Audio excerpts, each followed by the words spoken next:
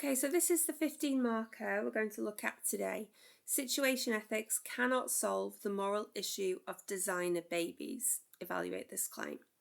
Before we get started, I just wanted to take a look at the criteria that's needed for your answer to be at level 5. So to score the top end of the marks between 13 and 15 marks out of 15.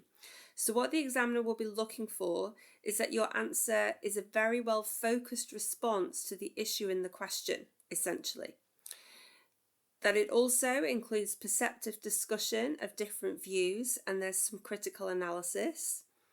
That there's appropriate evaluation, fully supported by reasoning, and that of course you have precise use of subject vocabulary. So bear those criteria in mind as we start to think about how to answer this question.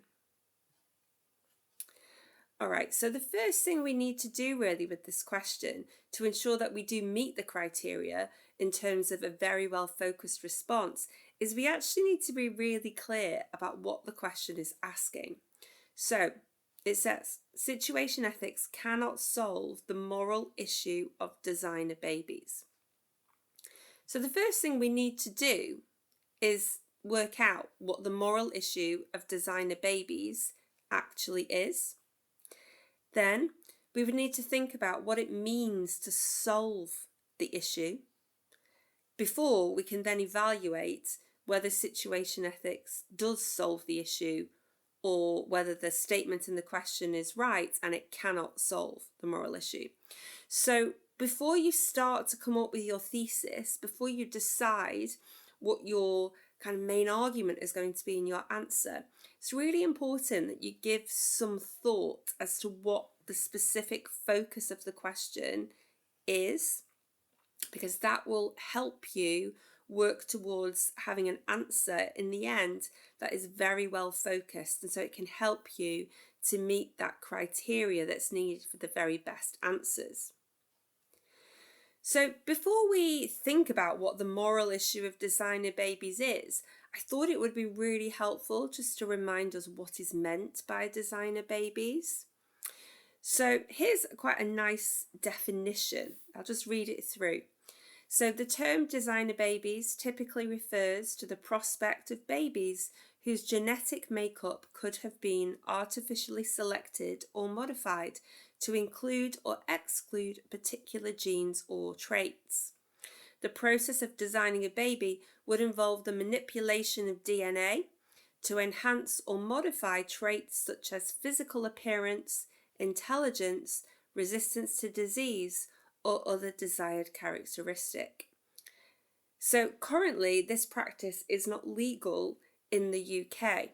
Now, knowing that can help us to work out what the moral issue of designer babies is and what potentially this question is referring to.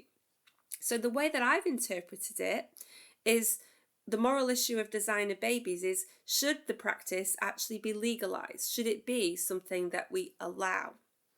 And there are some issues, some related points that connect to that.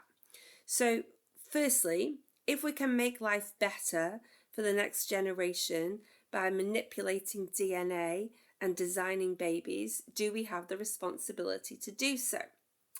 Secondly, could the legalization of designer babies lead to babies being seen as products that could be upgraded, so it could lead to the commercialization or the commodification of reproduction? And thirdly, this technology, the idea of designing a baby, is not something that would be widely available. It would be something that there is quite significant cost attached to. So if only the wealthy could afford to use this, it could potentially lead to even more inequality in society between those who can afford to enhance their children and design them with optimal characteristics and those who can't. So now we've kind of worked out what is meant by designer babies, let's think about what it would mean to solve the moral issue of designer babies. Well, firstly, let's think about what solving any issue means. And essentially, to solve something means that you are able to come up with a clear solution or an answer. think about in maths, if you solve a mathematical equation, it means that you come up with a clear solution, you reach the answer. So applied to this question, what you are being asked to do is to decide whether situation ethics can or cannot provide a clear solution or answer to the question, the issue of whether designer babies would be a good or bad development. So whether designer babies are right or wrong. So once you've kind of thought about the specific wording of the question and you've considered what the moral issue relating to designer babies is, the next stage obviously is that you set out your thesis. So you need to think clearly about what you want to argue and also how you're going to support that argument. So here we have an example of what a positive thesis statement could be at the start of the question. So this is not like a model. This is not saying this is the only way that you could argue in relation to this question. This is just designed to give you an indication of how you could set out a clear and supported thesis at the start. What this would enable you to do is to show the examiner that you are clearly focused on the issue from the outset. And of course, that's something that we're looking to do if we're trying to score in that top level for our 15 markers. So I'll just give you a minute just to read through that thesis statement there. Pay attention to the fact that there is not only a clear line of argument given, but also a reason is given, which again helps support the focus of the answer from the start.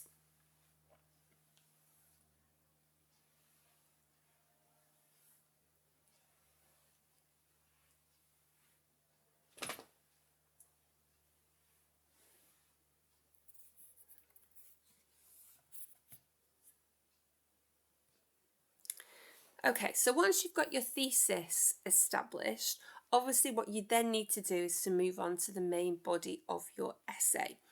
And of course, what you need to do is to show that you are engaging in discussion. So we don't want to just have half of the essay where we agree with the statement and say situation ethics cannot solve the moral issue of designer babies because of this and because of this and because of this, and then move on in the second half of the essay to say, on the other hand, situation ethics can solve the moral issue of designer babies because of this, this, and this. What we want to do is to show clear discussion between the different views. So what you want to do is directly counter arguments that you offer. So here I have an example of what that could look like. So let's read it through. It is clear that Fletcher's 6 fundamental principles provide guidance that can be applied to the moral issue of designer babies, such as, and there you would refer to some of those fundamental principles. The point then goes on, however, and that's a really important word to use. It really tries to connect the two different sides of the argument when you use the phrase however. However, it can be questioned whether they provide enough guidance to effectively solve the moral issue of designer babies because the principles are subjective and open to interpretation. So what I want you to see there is that I have directly countered the point that I have given about the fundamental principles. I haven't moved on and said however and then given a completely separate point.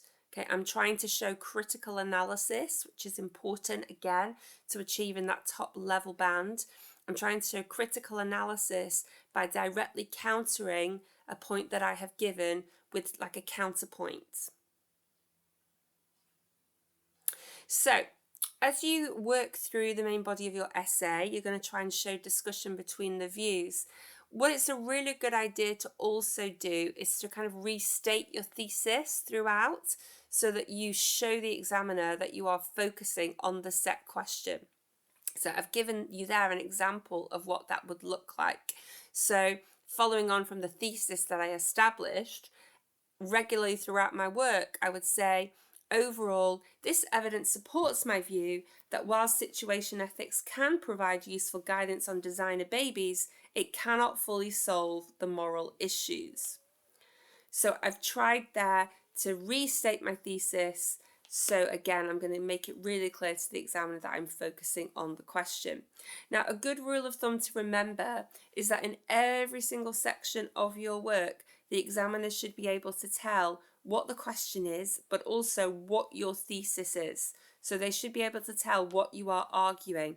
And ideally, you want them to be able to tell what the wording of the question is. So like if you look here, I've said it cannot fully solve the moral issue, okay, in relation to designer babies. So I'm using the wording of the question, okay, so aim for that. A good strategy is to get a friend, someone who maybe doesn't take this subject, to read through one of the isolated paragraphs of your work in a 15 marker and see if they can tell you what the question is and what you're actually arguing. And if they can't do that, it isn't clear enough. Now, obviously, at the end of your answer, you're also going to come to your conclusion. Remember, your conclusion should just echo the thesis you set out at the start. There shouldn't be a surprise for the reader. You don't want to start your essay and say that you agree with the statement that situation ethics cannot solve the moral issue, and then at the end of it suddenly change your mind, because that does not show that you have a clear focus on the issue throughout. So you need to think through what your thesis is going to be at the start very clearly, because you need to echo it at the end. So at the end of your answer, you need to basically sum up your reasoning. You need to reaffirm why it is that you have argued the way that you have and summarize what the main arguments have been. So what you're trying to do is to show that you have included a conclusion that is consistent with the reasoning throughout. Okay, that's the language that's used in the marking framework. So you're looking for consistency. Again, it shouldn't be a surprise what you come to at the end. So let's just remind ourselves again of this criteria before we finish. So you need to make sure you have a very well focused response to the issue. As I said, linking back to your thesis throughout, making sure in every section of your work it's clear what your argument is really essential to meet that criteria at the top. Showing discussion between the different views and critical analysis, directly countering points that you have made, is really important to meet that second criteria. Your conclusion at the end, of course, is the main place that we're going to look for the appropriate evaluation, but also throughout, as you've got your mini conclusions, it's a really good way to signal that there's reasoning throughout that's leading to that evaluative point at the end. And then, of course, your use of subject vocabulary needs to be good throughout as well. So one of the strategies that I would suggest is really important to use is to think carefully about the questions that are going to be set.